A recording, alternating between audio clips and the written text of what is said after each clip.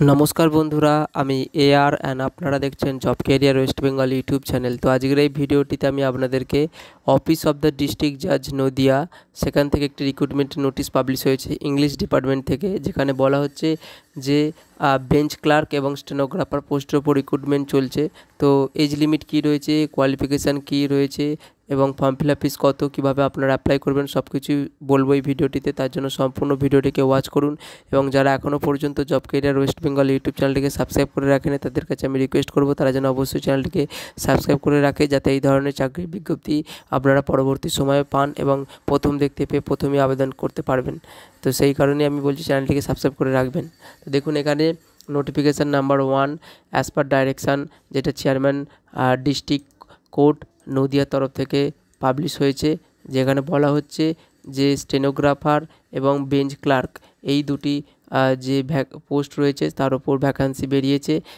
ঠিক আছে, এটা কিন্তু নদিয়া ডিস্ট্রিক্টের ফাস্ট ট্র্যাক কোর্ট আন্ডারে কিন্তু রিক্রুটমেন্টটি বেরিয়েছে এবং এই পদটি কিন্তু পিওরলি কন্ট্রাকচুয়াল বেসিসেই কিন্তু নিয়োগটি হচ্ছে, এঙ্গেজমেন্ট করা হচ্ছে ফাস্ট ট্র্যাক কোর্টে। এবং বলা হচ্ছে যে ফ্রেশার ক্যান্ডিডেট এবং যারা এক্সপিরিয়েন্স উভয় ক্যান্ডিডেট কিন্তু অ্যাপ্লাই করতে পারবে। এখানে স্টেনোটাইপিস্ট যে রিক্রুট পোস্টটি চলছে সেখানে একটি ভ্যাকান্সি রয়েছে এবং যেখানে বেঞ্চ ক্লার্ক আছে সেখানেও কিন্তু দুটি পোস্টের কথাই বলা রয়েছে। তো টোটাল 3টি পোস্ট রয়েছে। স্টেনোটাইপিস্টের ক্ষেত্রে একটি ভ্যাকান্সি রয়েছে এবং বেঞ্চ ক্লার্কের ক্ষেত্রে 2টি ভ্যাকান্সি রয়েছে। এলিজিবিলিটি ক্রাইটেরিয়া বলা হচ্ছে যে সমস্ত পার্সনরা রিটায়ার্ড পার্সন যারা 63 বছরের নিচে, তাদের বয়স যেন 1/7/2024 অনুযায়ী 63 বছরের নিচে হয়। কারণ এখানে প্রথমে আমি বলেছি এক্সপিরিয়েন্স ক্যান্ডিডেট এবং রিটায়ার্ড যারা পার্সন তারাও কিন্তু এই পোস্টে আবেদন করতে পারবে এবং ফ্রেশারদেরকেও বলা হচ্ছে তারাও আবেদন যোগ্য। কারণ এখানে আমি আপনাদেরকে দেখাবো। দেখুন এখানে লেখা রয়েছে যে for fresher and 62 years for employment persons, তো উভয়ই কিন্তু আবেদন করতে পারবেন। এবং যারা ফ্রেশার ক্যান্ডিডেট এখানেও নিচে লেখা রয়েছে যে in case of fresh candidate minimum আপনাদের 18 বছর বয়স হতে হবে এবং 40 বছরের ঊর্ধ্বে হলে হবে না। ফ্রেশ ক্যান্ডিডেটদের ক্ষেত্রে এই বয়সের সময়সীমাটা কিন্তু 1/7/2024 অনুযায়ী কিন্তু মান্যতা পাবে।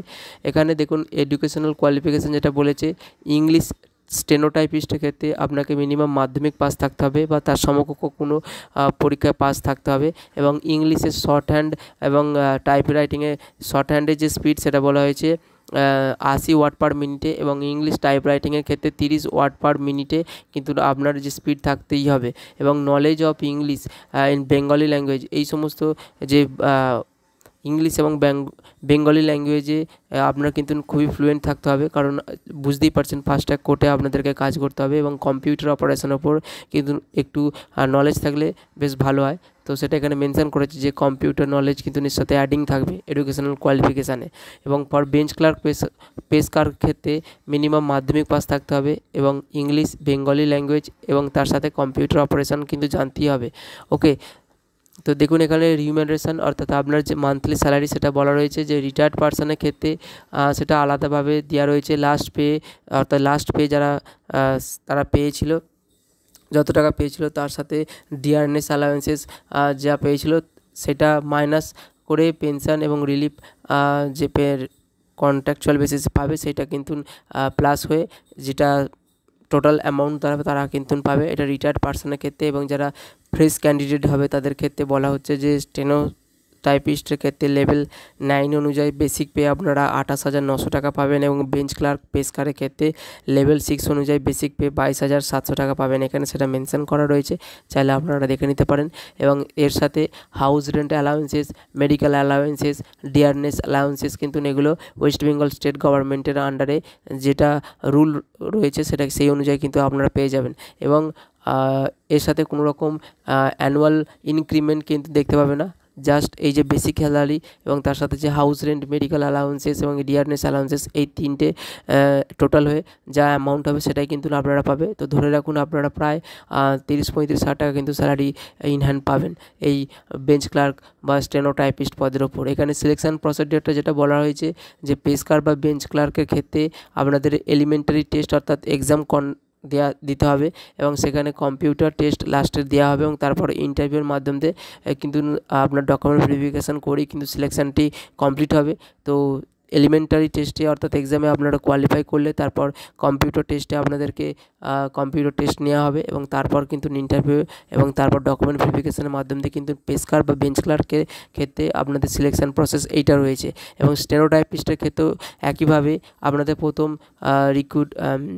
রিক্রুটমেন্ট যেটা প্রসেস ছিল সেটা হচ্ছে ওয়াক ইন ইন্টারভিউ এবং টাইপিং এবং কম্পিউটার টেস্ট, এই তিনটে জিনিস কিন্তু থাকবে বলতে পারেন।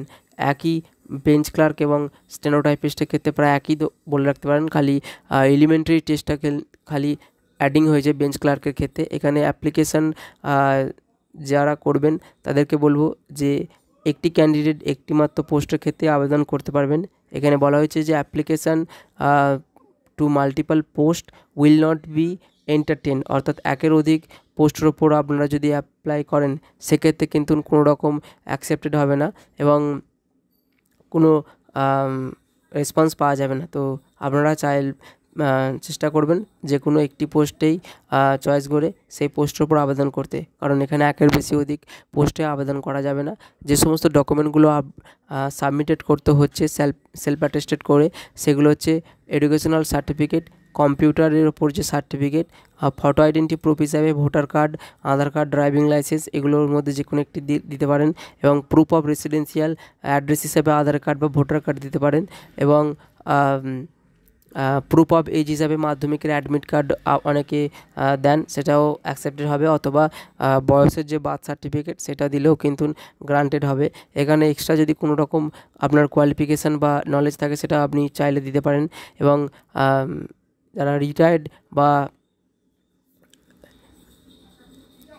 বা ইতিমধ্যে গভর্নমেন্ট সার্ভিস করেছে তাদের ক্ষেত্রে আলাদা কিন্তু একটি গভর্নমেন্ট সার্ভিসের তরফ থেকে যে রিটায়ার্ড অর্ডার সেটা কিন্তু আপনাদেরকে দেখাতে হবে, ঠিক আছে। এখানে অ্যাপ্লিকেশান প্রসিডিওরটা যেটা বলেছে সেটা হচ্ছে যে আপনাদেরকে এই নোটিশের শেষের দিকে একটি ফর্ম দেওয়া রয়েছে, সেই ফর্মটি আপনাদেরকে ফিল আপ করে একটি এনভেলপ খামে ভর্তি করে সেই এনভেলপ খামের ওপর একটি নির্দিষ্ট ঠিকানা লিখতে হবে। সেই নির্দিষ্ট ঠিকানাতে যেন অবশ্যই 15/7/2024 তারিখের আগে পৌঁছে যায়, ঠিক আছে। তো এখানে সেই নির্দিষ্ট ঠিকানাটা আমি আপনাদেরকে বলে দিচ্ছি। দেখুন, এনভেলপ খামের ওপর আপনাদের যে ঠিকানাটি লিখতে হবে যে দ্য ইংলিশ ডিপার্টমেন্ট, ডিস্ট্রিক্ট জাজেস কোর্ট, নদিয়া, ওকে, এই ঠিকানাটা লিখতে পারেন এবং তারপর আপনার নাম ঠিকানা লিখে কিন্তু এনভেলপ খামের ভেতরে আপনার এডুকেশনাল কোয়ালিফিকেশান এবং এই ফর্মটি অ্যাটাচ করে আপনাদেরকে কিন্তু পাঠিয়ে দিতে হবে। অবশ্যই 15/7/2024 তারিখের মধ্যে যেন পৌঁছে যায়। এখানে অ্যাপ্লিকেশানটা 1/7/2024 থেকে আরম্ভ হয়েছে এবং লাস্ট ডেট হচ্ছে 15/7/2024 পর্যন্ত। আপনারা এটা কিন্তু দেখতেই পাচ্ছেন।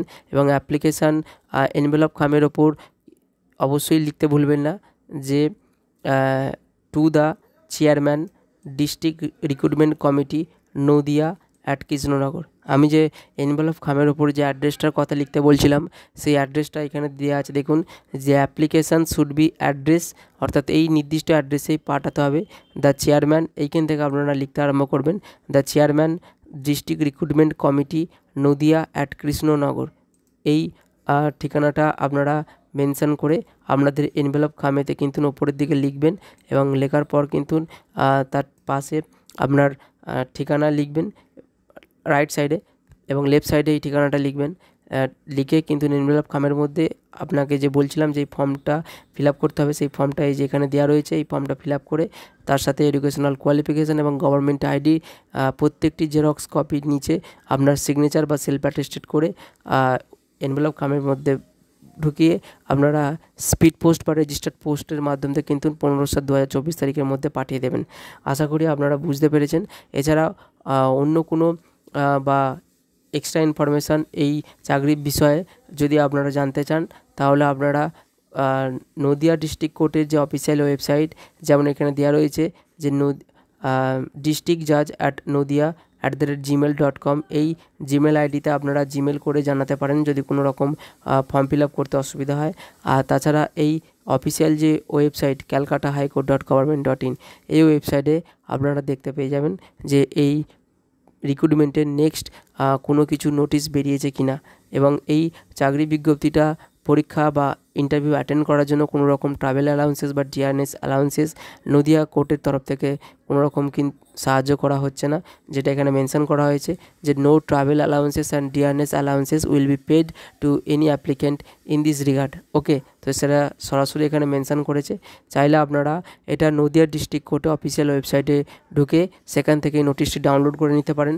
তবে আমি এই ভিডিওর কমেন্ট বক্সে একটি লিঙ্ক দিয়ে দেবো, যেখানে অফিসিয়াল নোটিফিকেশান বলে অপশান থাকবে। সেই লিঙ্কে ক্লিক করে আপনারা ফর্মটি ডাউনলোড করে নেবেন এবং ফর্মটি ডাউনলোড করার পর আপনারা এটা প্রিন্ট আউট করে আপনারা ফিল আপ করে এনভেলপ খামের মধ্যে ওই নির্দিষ্ট পোস্টের নাম এবং যে ঠিকানাতে পাঠাতে হবে সেই ঠিকানাতে আপনাদের কিন্তু পাঠিয়ে দিতে হবে।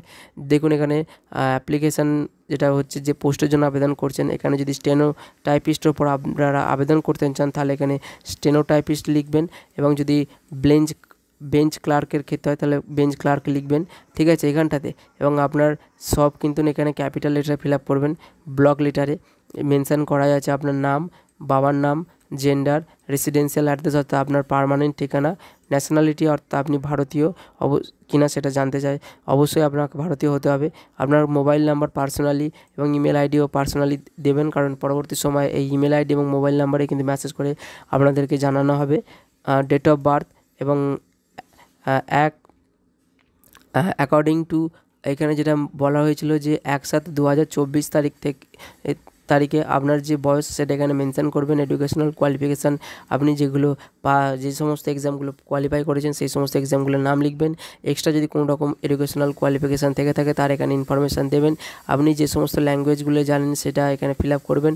এবং যদি কোনো রিটায়ার্ড এমপ্লয়ি হয়ে থাকে সেক্ষেত্রে আপনারা লাস্ট যে পোস্টে কাজ করেছিলেন সেই পোস্টে এখানে নাম লিখবেন, এবং কতদিন রিটায়ার্ড হয়েছেন বা কবে রিটায়ার্ড হয়েছেন সেটা এখানে মেনশন করবেন, এবং যে অফিসে কাজ করছিলেন সেই অফিসের নাম এবং ডিপার্টমেন্টের নাম লিখবেন। তো এখানে লাস্ট যেটা পেয়েছিলেন বা স্যালারি পেয়েছিলেন সেটা মেনশন করবেন। এই 13 থেকে 17 নাম্বার পর্যন্ত এইগুলো কিন্তু সম্পূর্ণ রিটায়ার্ড পার্সনের ক্ষেত্রে। যারা ফ্রেশার ক্যান্ডিডেট হবে তারা 1 থেকে 13 নম্বর এই 12 নম্বর অপশান পর্যন্ত কিন্তু ফিল আপ করবেন, যেটা আমি এখানে ক্লিয়ারলি মেনশন করছি, ঠিক আছে। এবং লাস্টে এখানে একটি ডিক্লারেশান দিতে হচ্ছে, সিগনেচারটা আপনারা এখানে সাইন করবেন, এবং তার সাথে যেই অ্যাড্রেসে এবং যেই ডেটে সিগনেচারটি করছেন সেই ডেটটা এবং অ্যাড্রেসটি ফিল আপ করবেন। ফিল আপ করে এই ফর্মটি পাঠিয়ে দিতে হবে, এই শুধুমাত্র সেকেন্ড ফর্মটি। এবং এখানে একটি পাসপোর্ট সাইজ রিসেন্ট ফটোগ্রাফ দেবেন এবং করে এনভেলপ খামের মধ্যে ঢুকিয়ে আপনারা স্পিড পোস্টের মাধ্যমে পাঠিয়ে দেবেন। আশা করি আপনারা এই ভিডিওর মাধ্যম দিয়ে সব কিছুই বুঝতে পেরেছেন, কীভাবে অ্যাপ্লাই করবেন, কী কী ক্রাইটেরিয়া ছিল এই পোস্টে আবেদন করার জন্য। ভিডিওটি যদি আপনাদের ভালো লেগে থাকে তাহলে অবশ্যই job career West Bengal YouTube চ্যানেলটিকে সাবস্ক্রাইব করে রাখবেন, যাতে এই ধরনের চাকরির বিজ্ঞপ্তি আপনারা পরবর্তী সময় দেখতে পান। ভিডিওটি দেখার জন্য ধন্যবাদ বন্ধুরা, দেখা হচ্ছে নেক্সট ভিডিওতে।